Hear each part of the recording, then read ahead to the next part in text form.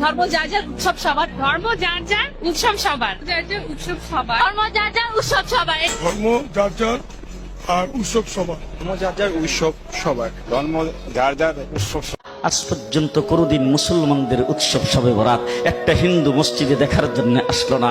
মুসলমানদের উৎসব শবে কদর একটা হিন্দু কোনোদিন চাওয়ার জন্য আসলো না। মুসলমানদের উৎসব রমজান মাসের রোজা একটা হিন্দু কোনোদিন তোমার সাথে সমাজ করার জন্য রাখলো না। একটা হিন্দু কোনোদিন তোমার ঈদের নামাজে আসলো না। একটা হিন্দু কোনোদিন তোমার সাথে জুমার নামাজে অংশগ্রহণ করলো না। তোমাকে দেখার জন্য পর্যন্ত আসলো না। তার কারণ হলো হিন্দুরা মনে করে এটা মুসলমানের উৎসব, আর তুমি মুসলমান হইয়া হিন্দুর দুর্গা পূজায় কিভাবে গেলা?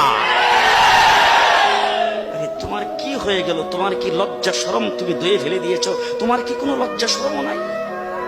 তোমার কি কোনো লজ্জা শরম নাই? আবার কি সুন্দর বলতেছ, ধর্ম যার যার উৎসব সবাই।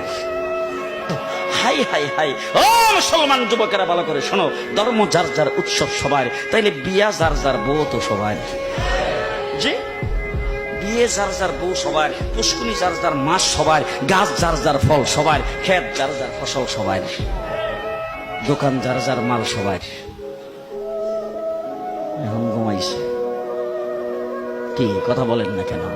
তাহলে আমার দোকানের মাল যদি আমার হয়, আমার ক্ষেতের ফসল যদি আমার হয়, আমার গাছের ফল যদি আমার হয়, আমার গাছের নারিকেল যদি আমার হয়, আমি বিয়ে করলে বউ যদি আমার হয়, মুসলমান আমার পুষ্কুনির মাছ যদি আমার হয়, তাইলে ধর্ম যার উৎসব তার।